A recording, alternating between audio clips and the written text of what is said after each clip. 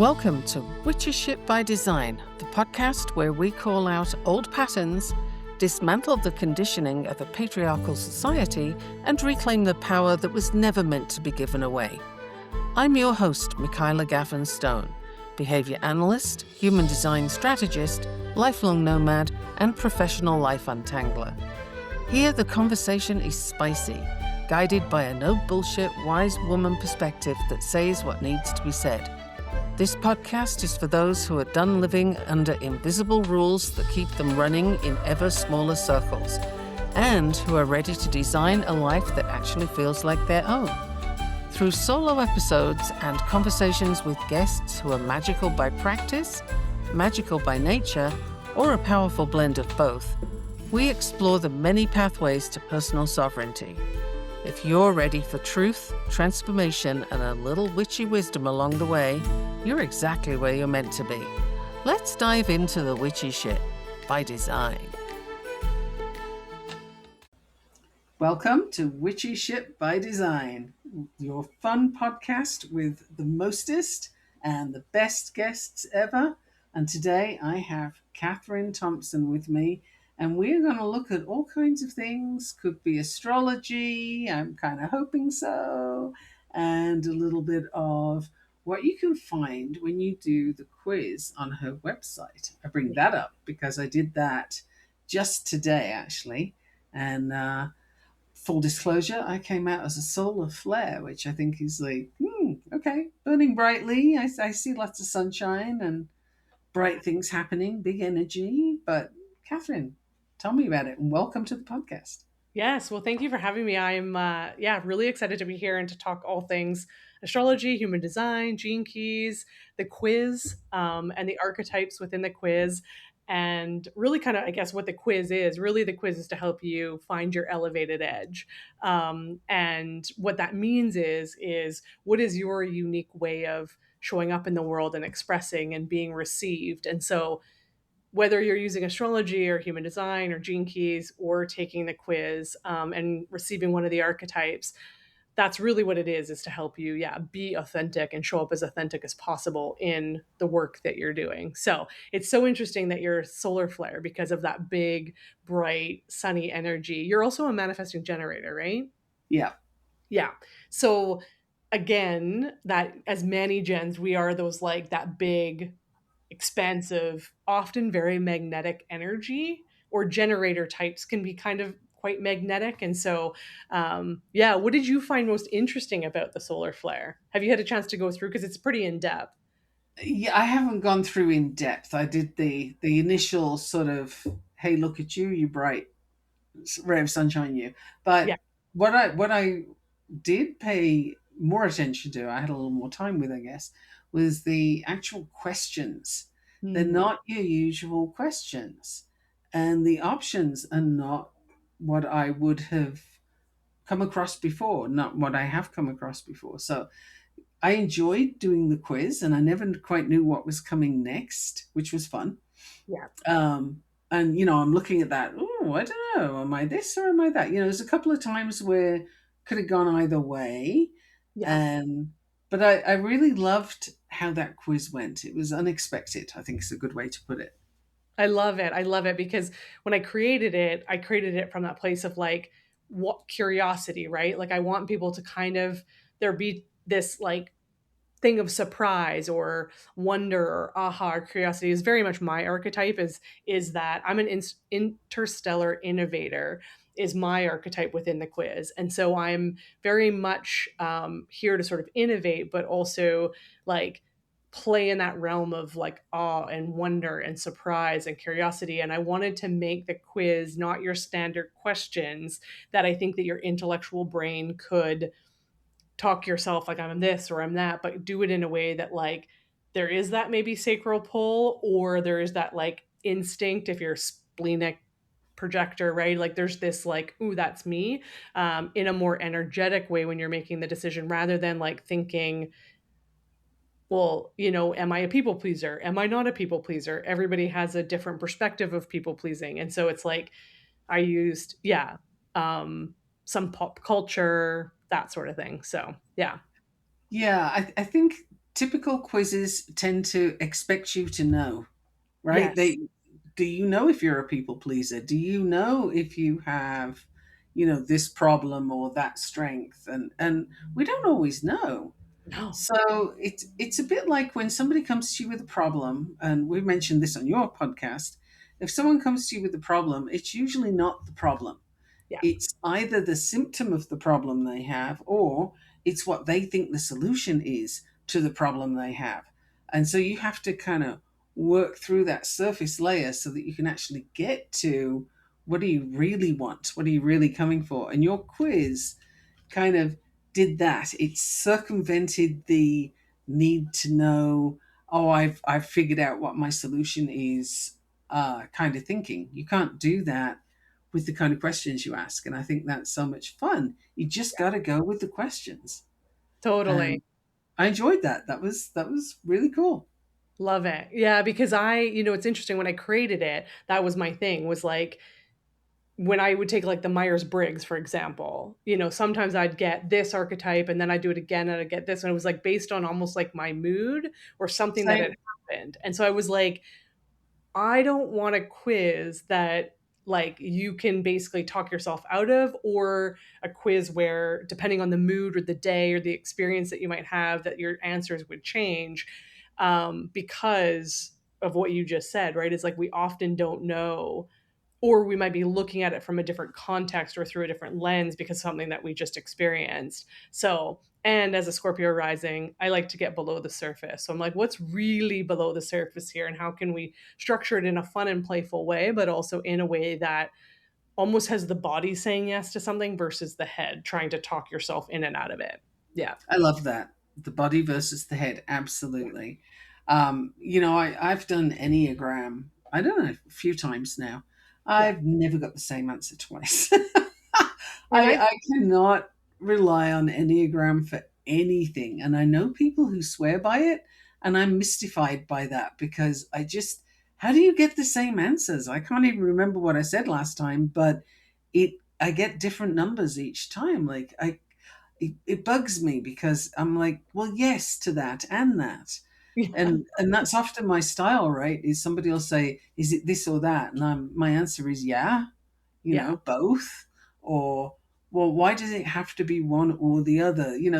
Those kind of things. They set up that sort of oppositional side of me too, where it's like, well, why are you telling me I have to say this or that when both of them are accurate, or neither of them are, right? And Totally. so those kind of things, they're very dusty. Is the Hmm. word that comes to mind. They just feel dusty. Yeah, and I've changed so much. Like I think I've evolved so much. So like when I was 20, I was a very different Myers-Briggs or whatnot, and now it's like I'm completely different. Like I was more extroverted, I think, when in my 20s and 30s, and now I'm more of like an introvert. But it's like it's interesting, right? It's like exactly. I think it's dusty. And if you're coming as a Manny-Gen, right, we are multifaceted, multi-passionate, and it's like it isn't either or often. It's usually and both. And if you've got a lot of Gemini placements in your chart, then you're gonna be like, I have to pick one. Like I can't just pick one. Exactly. Yeah. And the podcast isn't going out today. It'll be going out soon, but it's actually my birthday tomorrow. I am very definitely Gemini. So, Amazing. Yeah. that is a feature. And I can't stand being restricted to one thing. Yeah. One of the things in business where you're told niche down, and who is your ideal client based on, their age, their demographic, their this, that, and the other. And it's like, oh my God, I can't do that because there's a range. It's not, I understand the concept of if you're not talking to someone, you're talking to no one. I get that. And you see in social media, hey, I help everyone, come talk to me. And obviously you're not going to go there because they didn't tell you anything. Yeah. What does I help everyone mean? It doesn't mean anything. But niching down to the point where you're talking to somebody who's like 35, brunette, got two kids and a full-time job, um, okay, but no, because what about the one that's, 45, doesn't have kids and works for themselves? that Yeah, person could be experiencing exactly the same things that I work on. totally. So that Totally. niching down thing, it bothers me no end. It's just like, where's my choice? And I often say that like niching, particularly with a personal brand, so or a service, you're providing some type of service, right? That like it's actually in the specificity of what it is that you talk about and how you talk about it. So like your unique nuanced story is going to naturally have people organize around you versus you picking some arbitrary human out in I don't know that you don't actually know, right? And you don't know really how to talk to, and now you're trying to manufacture a way to talk to them. Like that's often very devoid of emotion and any sort of feeling and any truthness and any realness, which is really the thing that like captures people's attention and awareness is like, oh my gosh, she's saying the very thing that either I didn't want to say out loud and or I was thinking but didn't know how to sort of navigate. It's usually because your lived experience naturally has a specificity that attracts maybe the 35-year-old with two kids, or maybe the 45-year-old, or maybe the 60-year-old, but it's not segmented into this very specific gender. Now, if you're selling a product that is a kid's toy for kids under 3, well, yeah, you're going to have a specific niche there. But like if you're a personal brand that's selling a service that, you're selling human design or behavioral stuff or therapy or whatever, right? Is like you could help everyone, but really what's going to attract people into your world is you communicating in a very specific way. To me that's niching and you Right. saying it the way only you can say it. Right, because it definitely, some people will come and others will run away screaming, and that's just fine. Totally. That's, and Totally. I love to say the quiet part out loud. Like that's my that's my thing. Is with this podcast too. If a taboo subject comes up, I'm here for it. Let's go. Yeah, Like I'm not gonna gatekeep anything because we live in a world full of it, and look where it got us. Like I'm not interested in that. So, but putting that into a niche where you're trying to describe a person is awfully difficult. yeah, And the thing is, the person, pertaining to what I said earlier, the person that you're speaking to, they might not know that they like that. They might totally. not know that they want the quiet part out loud, or that they have an inner witch that they'd like to become aware of, or, human design has some amazing information for them. They might not know any of this. So how are you going to talk to them in a way that they're going to recognize if you're speaking to their demographic? You got Totally. to you got to be how you are so that people can hear things and say, "Yeah, oh, I like that. Yeah, that thing, what she just said." You know? Yeah. And what's interesting about like human design and astrology or any taboo sort of work or things that we're bringing to light or sharing, what I have found is that when I talk about my own human design and the things that I've learned about my own human design, it sparks interest in someone else going, I wonder what my thing is, or I wonder what my astrology is, right? And it's like, I'm not actually creating content to talk to a Gemini specifically or to talk to a Libra specifically, right? I'm actually going, oh my gosh, I'm a Scorpio rising, and here's what I learned about my rising sign. And then someone's like, ooh, I wonder what my rising sign is. Hmm. And then they get curious, and curiosity is a big part of my brand and a big value. And so I'm usually often not painting the full picture for people or showing them a framework or the exact steps to take. Very not Manny Jen of me if I was to do that, right? It's like I'm not here to paint the road for you. Like I'm here to help you paint your own road. Right. Yeah. Because how do you know what color they want? I have no idea. No. So that's, yeah. I love the experimentation and the openness to try things differently, and to just explore where's it going to go. Like Yeah, this the summit that I'm putting together right now, as you know, because yeah, you're on there. I haven't given anybody questions ahead of time. I don't have questions that I'm lining up to ask. I literally go with the energy and we go where we go. Same thing for the podcast. There's no questions here, because how can I be paying attention to the conversation if I'm setting up the questions that I think I need to ask you. And then I could miss something truly epic that's right there, but I missed it because I had a set question, So Totally. and people tend to use scripts when they're afraid of what? Being seen, discovery, uh, being Getting afraid it of getting it wrong. wrong. Like, what are you going to get wrong? Nobody knows what you're going to say. So, how are you getting it wrong?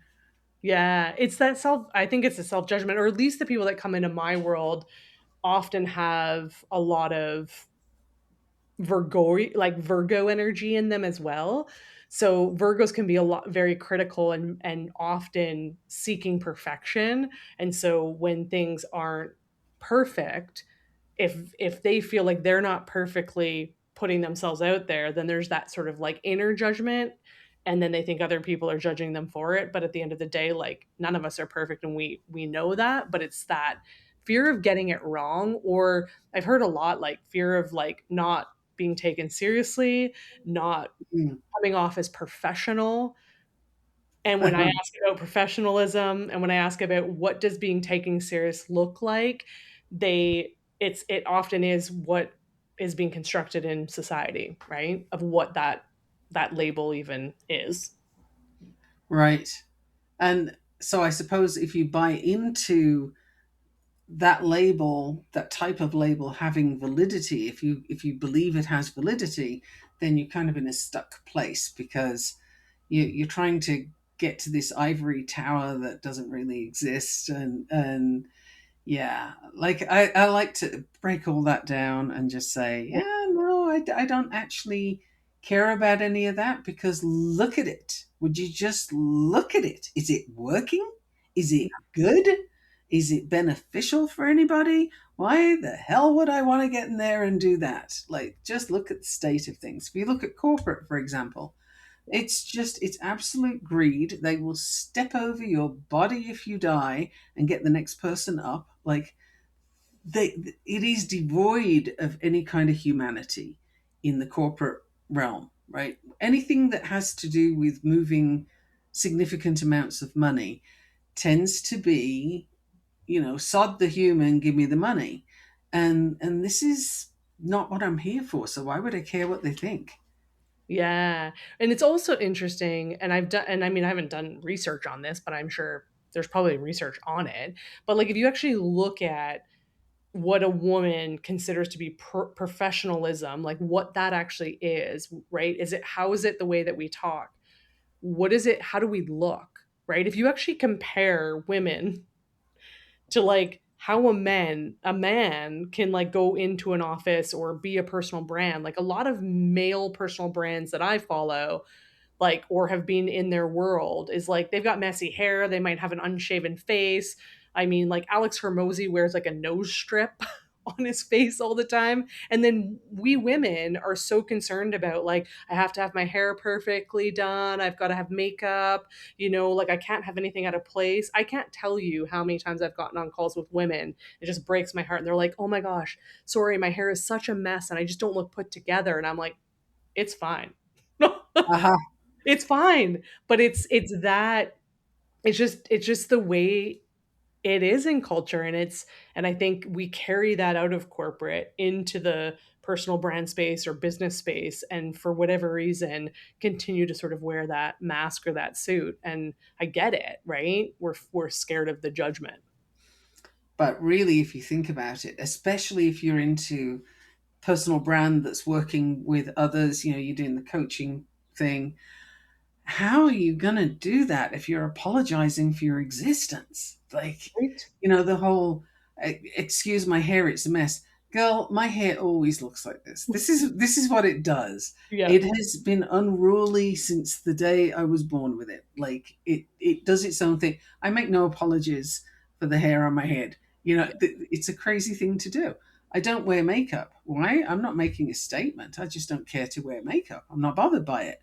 Yeah. So, but when I see others apologizing for that, and they do so even while I'm sitting there looking at them with no makeup and messy hair, and Yeah. they're like, "Oh yeah, but I'm so sorry. Oh look, look, look! I need to fix my lipstick or whatever," and I'm just looking at them like, have you even noticed who you're talking to yet? Because I'm sitting here and what's looking back at you does not suggest that you need to apologize for anything.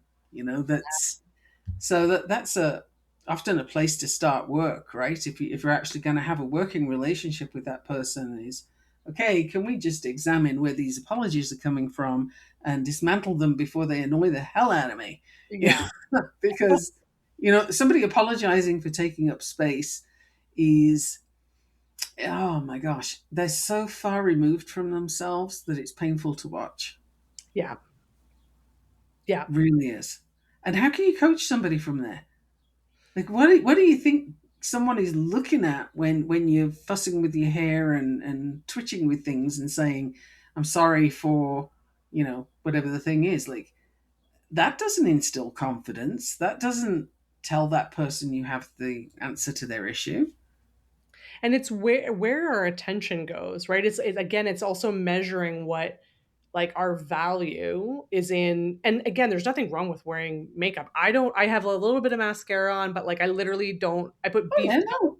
beef tallow on my face. I don't wear makeup. I don't really do my hair. And but if women want to do their hair and wear makeup and all the things, that's totally kosher. It's just where are we measuring our value and our worth. Uh huh. Oh, look, if I was good at doing makeup, I would do it. I haven't done it for so long I forgot what I was doing with it. So, and I Yeah, just can't be bothered. It's not I high can. on my list of fun things Yeah, to do. yeah, And my hair, I don't know, I kind of like it being a little wild and funky. It sort of suits me, so I leave it where it went. But it's more that somebody feels the need to apologize. It's like when you open the front door and someone comes in. Oh, excuse the mess. Like, good grief, what do you think they live in? yeah, Like you're not, unless you really are a slob, your yeah, place is not going to be worse than anybody else's. So why do we focus on these appearances all the time and get distracted from the real yeah, issues, the real things that we want to talk about, the real things that are going on? And I think we get very distracted by minutiae and superficial stuff. yeah. So when we're trying to get to a bigger issue to resolve, it's hard to know what to look at because you're so used to looking at stupid stuff that doesn't matter. Yeah, I love that because I often will say the work that I do is like focus work. Like I just help people like redirect their focus on the things that actually matter versus the things that are not. They do the minutia, the things that aren't going to matter, the like the fact that, you know, something's out of place or that whole need for perfection. My midheaven in Virgo is going, let's cut the shit out. Let's just can we just cut out the stuff that's not important and literally focus on what's important and what's important to each individual, not whether your one hair's out of place or you forgot to put makeup on today or, I don't know, like a post got posted and the font was a little bigger than it should have been. Like that none of that matters. Right? I None of mean, it matters.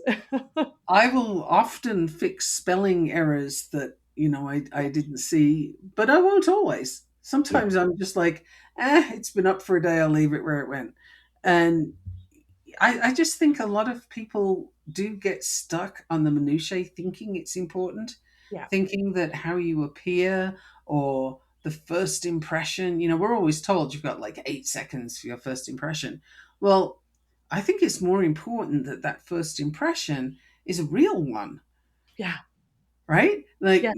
not look how perfectly I can put my hair or do my face or wear my suit or whatever, but it's more, yeah, this is me. What you see is what you get. This is it. And I'd rather that, because then if that person is likely to be for you or not. And I think that's so important. How many times do we spend money going in the wrong place because we got an impression that was untrue?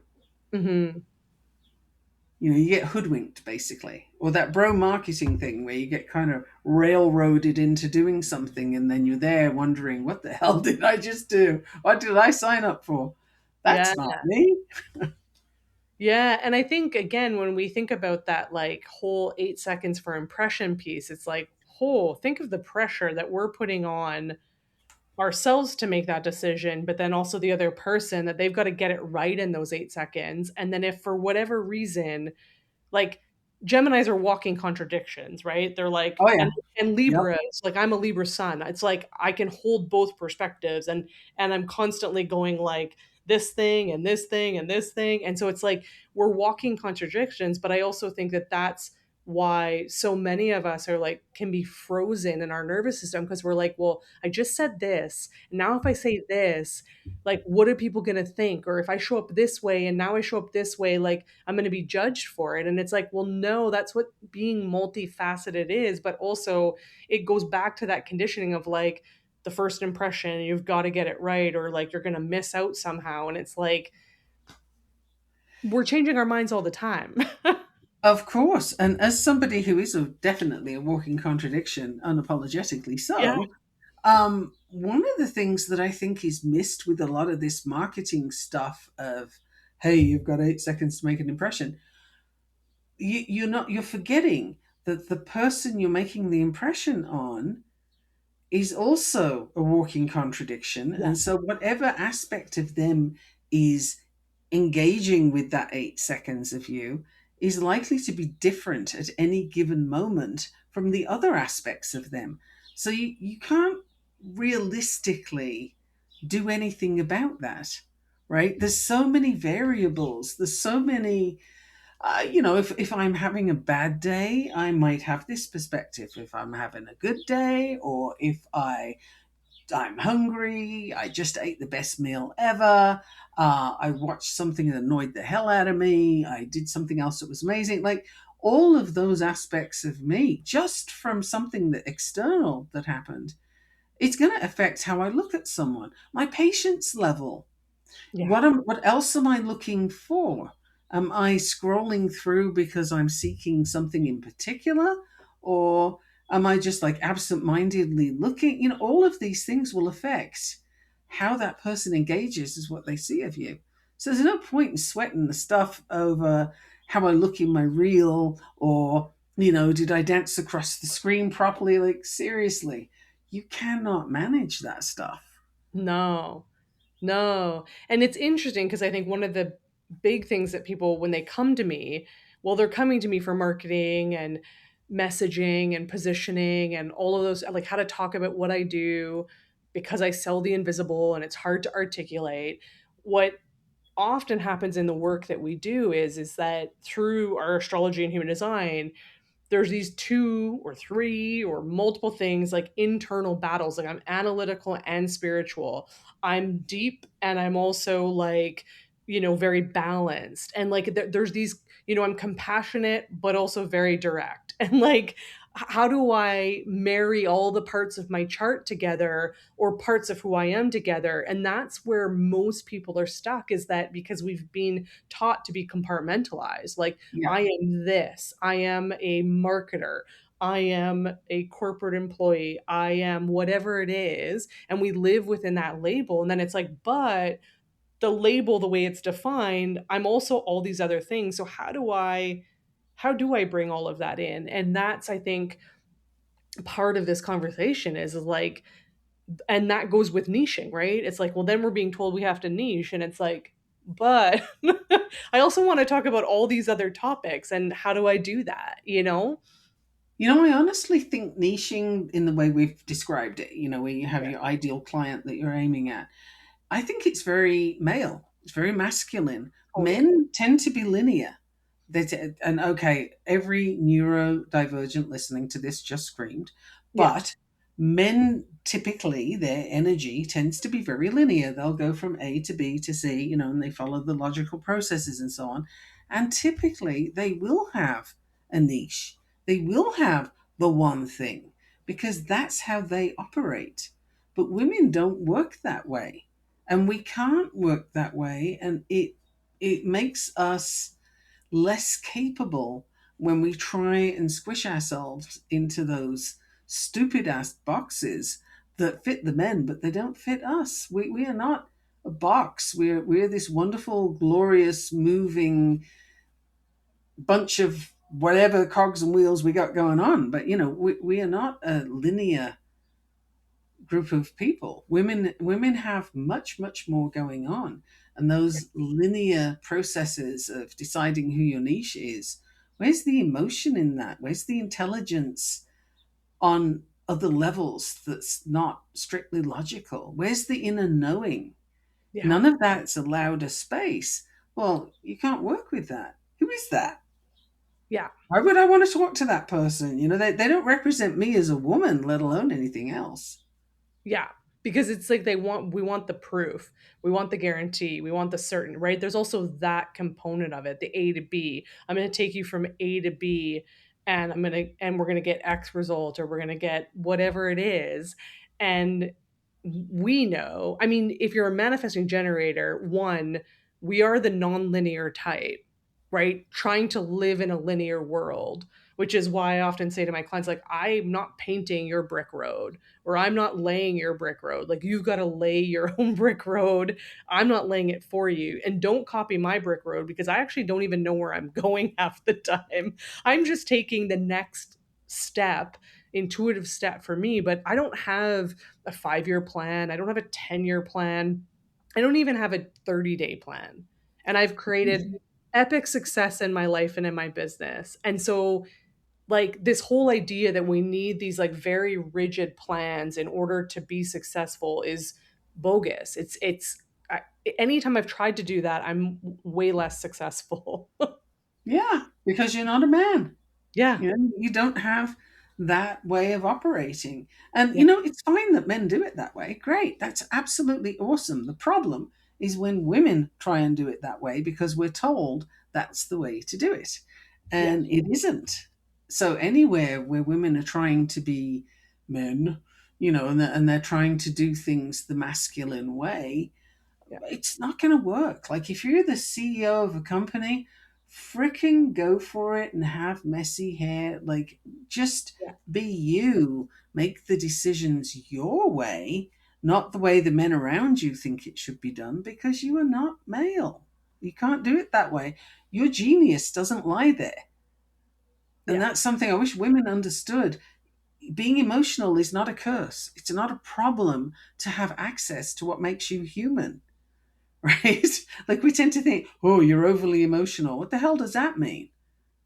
Yeah. It means you've annoyed me to the point I'm ready to smack you with a baseball bat.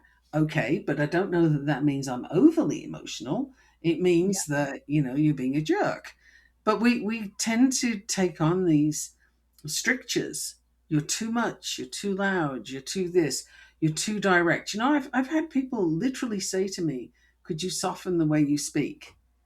And I make a bit of a show of thinking about it. And of course, I'm not actually thinking about it. Yeah. And then I say, yeah, no, no. I have worked hard to have this voice. So, Yeah. no, I will not soften it. If you don't like the way I speak, that's okay. You don't have to listen to me. But I am not changing me for your comfort zone. Yeah. And I think women have to embrace that more so that other women can see you when you're in a coaching space or the marketing space that you're in. Like, how did we find you? Oh, yeah, she looks like a real woman. She's Yeah. like saying the things. She's imperfect. Yay, me too. Yeah. That's what we want.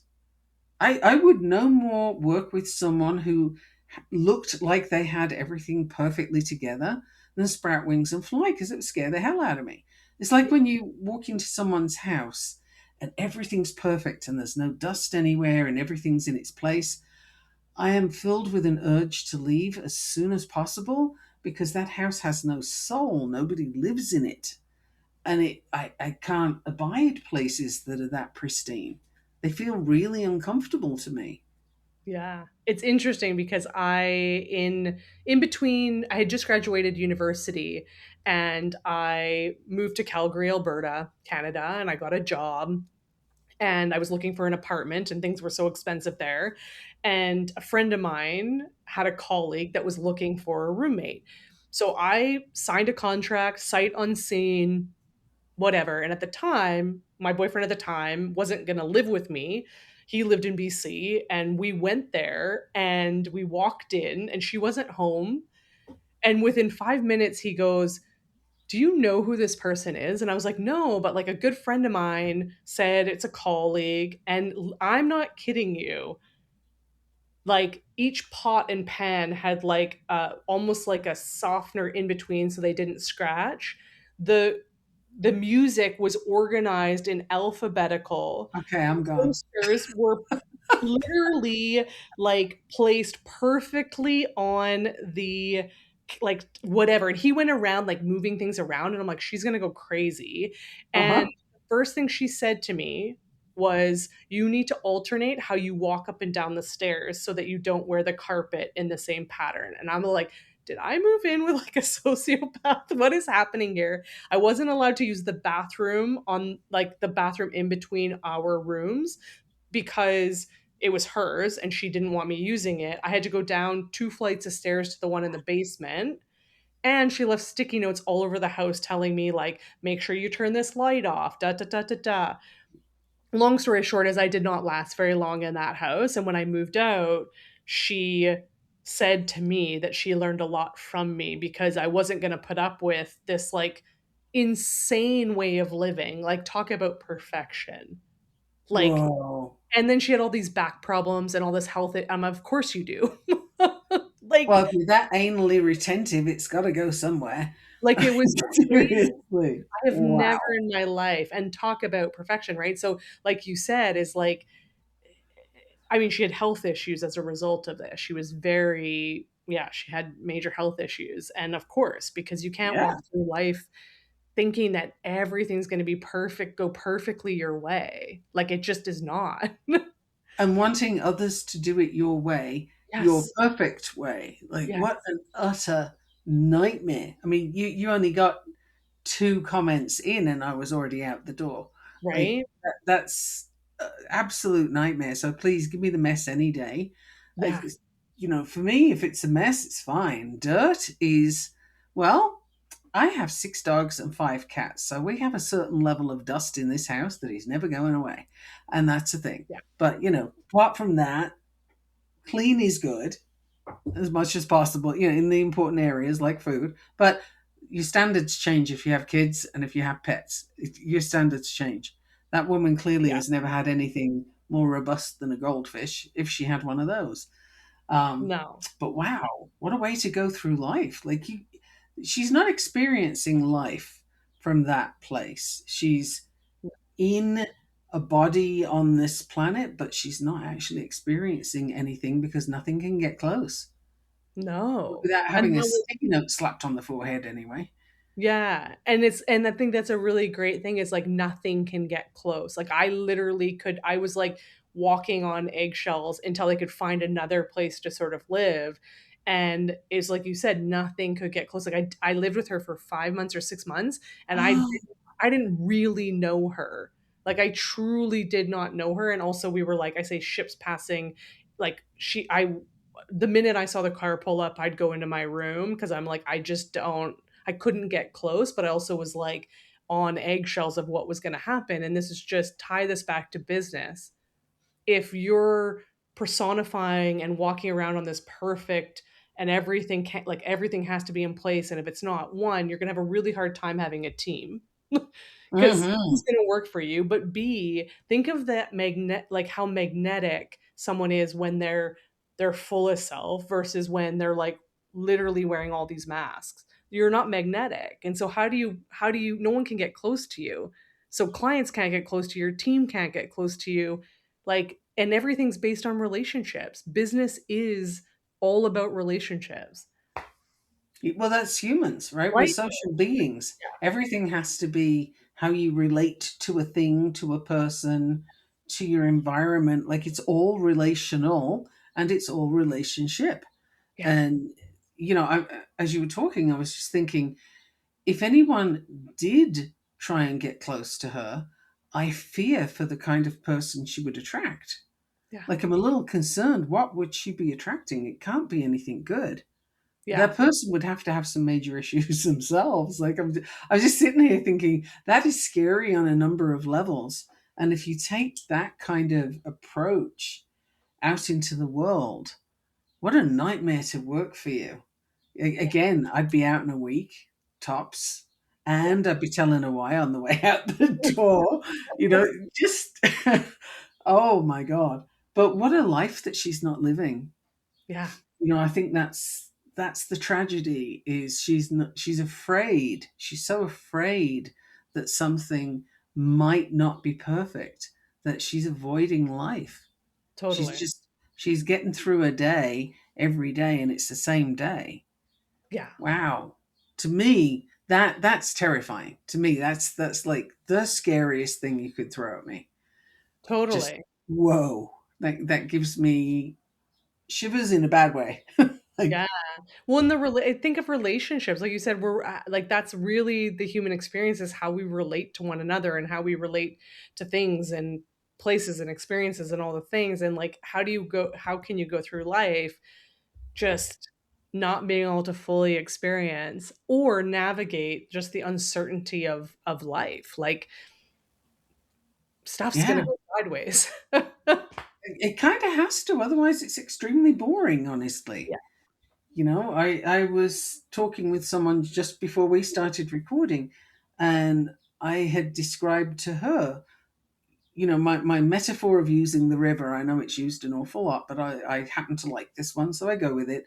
Where, you know, when you're on the smooth part of the river in your canoe and you're just lying there sunbathing or fishing or whatever, that's cool and it's neat and it's comfortable. But it would get hella boring if everything stayed that way. But then you go around the bend in the river and suddenly there's rapids. Now you're alive. Now you're awake. Now you're having to figure out, do I get out and carry the canoe? Do I have to paddle like crazy? Do I stop and navigate instead? Like, and every given second, it's different, and none of it is perfect. By definition, it can't be, and No. that's the place where you come alive. That's the place where you learn your stuff. So, you know, the perfectionist who insists on staying in the straight part of the river, oh, how Boring. utterly boring. Like, that's just, it's devoid of what makes us human. Yeah. Honestly, that person is missing all the things that make it worthwhile. Yeah. You Yeah. know, and so going back to the whole business piece and how we present ourselves to the person we hope to work with, or just, you know, how we present ourselves generally, it's like, don't be the sticky note person, you know. No. It's just No. because nobody's going to work with that and they can't see you underneath. No. And it's yeah, it's just it's not I mean, yeah, I mean, it's and to me it's the control, right? I think there's underneath that is like trying to control life. It's trying to control everything about life so that like it's stable and it's not the rapids in the river, right? He's like, well, I don't want to go in the rapids in the river. So I'm just gonna literally hold on to this like riverbank and like pull myself down the fun part of it. Like it's just but the problem is like it's impossible. There'll always be something that's going to rock your boat. Right. And, you know, those of us that like a little chaos here and there would say, good. Yeah. Kind of needs to do that, even if it's uncomfortable. Perhaps especially then, because that's where the growth happens.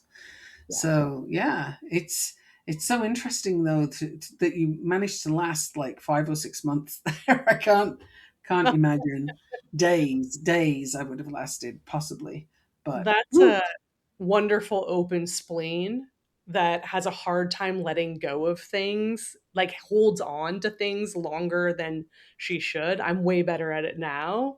Like that was in my early 20s. Now I'm like the minute I'm like done, I have no room for this. But in my early 20s it was like I'm holding that spleen shadow of the open spleen was like holding on too long even though I knew and I was in a contract position that was like a 9-month position for maternity leave. So I'm like, okay, where am I going to be after this? Like, am I staying in right, Calgary? Am moving back home? And so it was like, can I stick it out? And for the, like I said, we were two ships moving in the night almost. Like she wouldn't get home until she was gone before I got up in the morning, and she didn't get home until like 8 or 8:30. And so when I would see the car pull up, I literally would like just go in my room. And so we didn't really see each other all that much, although the energy of the space was just like, wow. That's what would get me. Yeah. I would love to have a look at your success codex sometime, because Ooh, that is, it's a new way of looking at how you're designed. yeah. It is, there's human design, yes, but there's more astrology in it. And the core of who you are shows up differently. So it's your primary genius. And for Yeah. example, mine is adventure. And if ever there was a truth, it's that. Because when I approach things with a sense of adventure and, ooh, what happens when I do this? That's where things go best for me, and that's where I show up best, Yeah. because that is me. Absolutely, no question. I went hang gliding once, and someone said to me, always remember how you felt, because that's what you need to attach, get back to, is that sense of, here I go, jumping off the cliff. I now have the answer to the question Mum used to ask. Would you jump off a cliff if someone told you to? Yes, I would, and I have. That Yeah. that would be a thing. So it's something that can be very helpful to know, because you Yeah. see all the places that it comes into, and I think that would be that, or the quiz that you have. Awesome questions. Those kind of out of the box ways of getting to, how are you? Not how are you, yeah, I'm good, but how are you in the world? How do you move through the world? Is a much better question than who is your niche person. Totally. That's just so not woman. Yeah. Yeah. And I'm very experiential, right? So I'm someone who learns through experience in putting things into practice. So it's like when someone says, "Well, what's the plan and what's the steps and whatever?" I'm like, "I have no idea. I have an intention. Like, ooh, I think it would be fun to open a wine business." Had I ever produced wine before? No. Had I sold wine? No. Had I ever had a brick and mortar? No. But it was like I naturally just started to then go, or ooh, it'd be fun to do my master's research in the Philippines. Had I ever done foreign research? Had I ever done a Nat Geographic style photography ethnography thing? Never. But it was just like I just follow these. I'm like, ooh, that'll be fun. That'll be cool. And then I just start to make it happen. And so to try to reverse engineer that for people and then teach it to them is always like, well, I don't know, what's your intention? And like, I'm more like the possibility builder and the motivator that's like, this is possible, let's do it. 100%. And I have my human design up right now for Yeah. a completely different reason, and my perspective in human design is possibility. Ooh, I So love it. So that's, speaks to what you were just saying. Um, I just think as women, we have been so squashed. Yeah. Our potential has been so sat on, and our voices have been silenced for so long, that we're having a hard time finding ourselves now. And so, I love the way you help a person find themselves in what they want to do, how they want to bring that forward. And I think we need a lot more of that. We Yeah. need more of, we are not little men.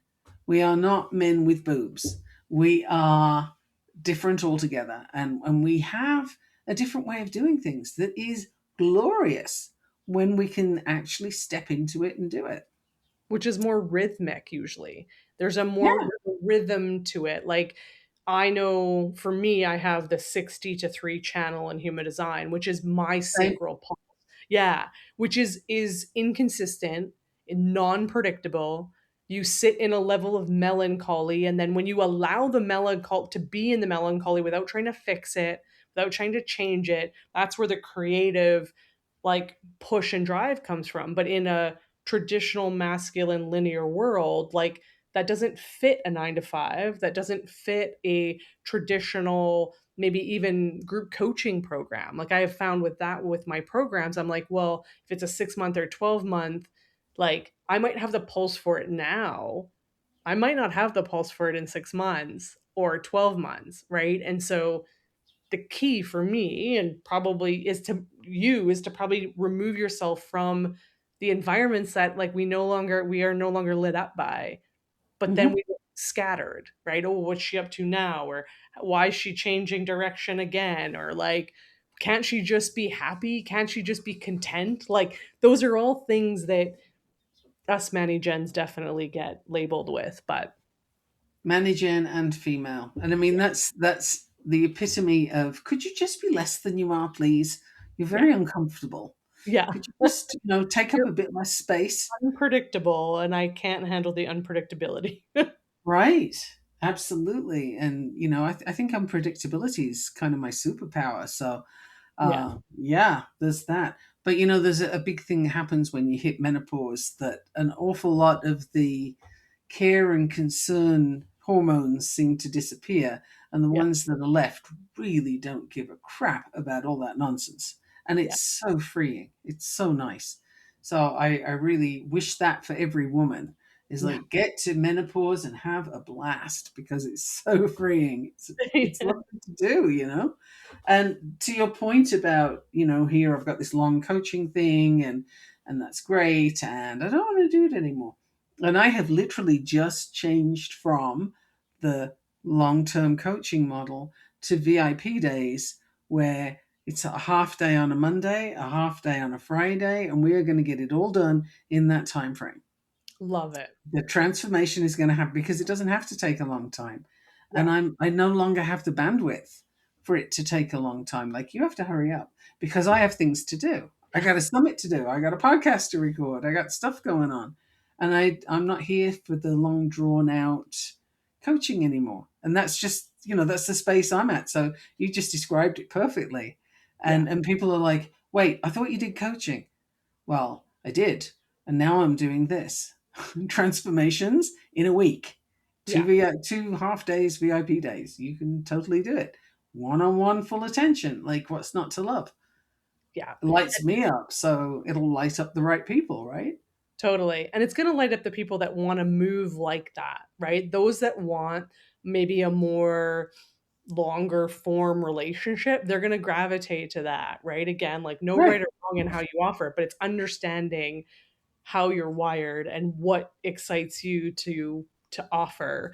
Um yeah, because it's, and for us, like I say, many gens women, but it's like we change course so quickly and so often that it's like the best thing you can do is move out of the environment that's no longer lighting you up. Exactly. 100%. I mean, that's I think the best advice for anybody to take away from today. Just, if it doesn't Yeah. suit you, stop doing it. Move Yeah. out of there. Wow. Well, I'm still going to do my astrology with you. That is Yes. absolutely a thing.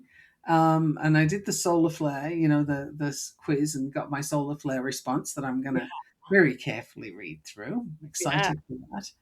But yeah, so tell me more about how, pick any place you want to start.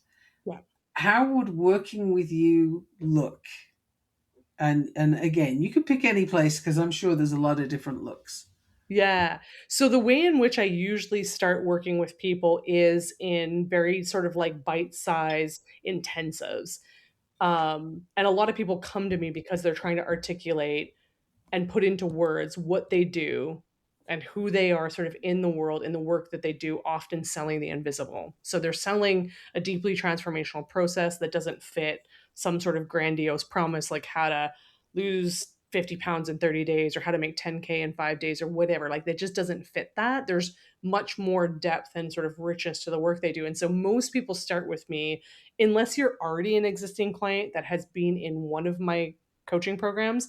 Most people start with like a selling the invisible audit, where I'm looking at your human design, your gene keys, your astrology, and then also looking at the like genius that you're wanting to put out into the world. And I'm not here to tell you what that is. So the people that I work with, I'm like excavating that out of you. That's very Scorpio rising, Mercury and Scorpio. I'm like asking you bazillions of questions. And usually a lot of people come in and they're like, I feel like my thoughts are all over the place. And I can very quickly see a through line and start to organize all of that. And so when you walk away, then you have the clarity of like, oh, I see how this topic fits with this topic and this thing fits with this thing and like I'm the person that's taking the bigness of who you are and just really helping you organize and helping you focus, but I'm not coming up with the words for you. The words are already within you. Like I love there that. they are. The offers are already within you, what you want to put out there. And most people will come to me and say, I think I have to do this thing. And then when I talk to them, I'm like, I feel this energy usually off to the side. And I'm like, there's something else. And they're like, well, the thing I really want to do is this thing. And I'm like, then we're doing that thing. Like, I'm Uh-huh. not focusing my energy on this thing that you think you should sell or that you think is going to work. No, let's go all in on the thing that you are so lit up with and you can't stop talking about. So that's really in a nutshell how I That's work. exactly, yeah, that's exactly the whole, I'm coming to you with my solution in mind. And if you knew what your solution was, really, you'd have done it by now. Yeah. So, but we're in that society that tells you, bring me solutions, but we're bringing the wrong freaking ones because we don't know where to get it from. So I love that you bring it out of people rather than slapping a sticky note on their forehead and telling them how to do it. That's a beautiful thing because that is how women operate. Yeah. That is what we're here to do, not the grr rah woo, do this, make a decision now. I am, you see dust from my heels when people start with the whole, you got to make a decision right now. I'm just no. Yeah. No, that's not how I work. I have a triple split definition. You are not getting a decision out of me right now. That Yeah. is going to take a minute. You got to Yeah. wait a while.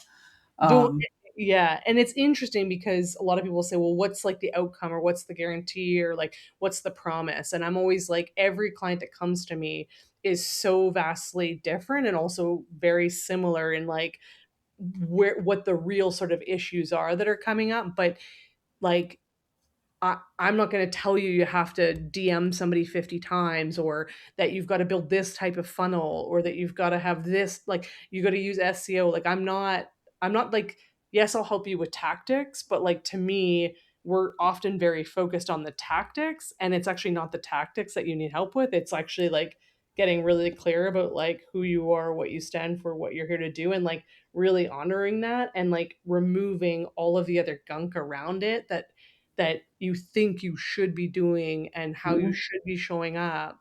Um, and the whole idea of like, well, I saw this person do this, so like, should I be doing that? It's like, go for it. I don't know. Like that's usually my response. 'Cause I'm like, you could do anything. Well, should I be posting every day? I'm like, you could, or you could post once. Like all these strategies work.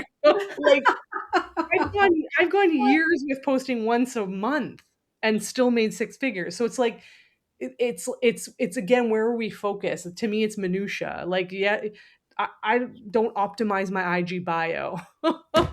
Like what to Right. write in my IG bio, I'm like, I don't know. There's stuff in there. I have no idea what it even says anymore. Because And it's I, that's not I, why people are buying from you. They're not buying because you have an optimized IG bio. you know what? I love this. I think we went where we needed to go with this Yeah, conversation, and the main thing that I'm getting from it is women. We have messy hair. yeah, We smudge makeup if we wear it at all, and we don't do things the way men do them, yeah. and we have to have permission from ourselves to be ourselves. Permission.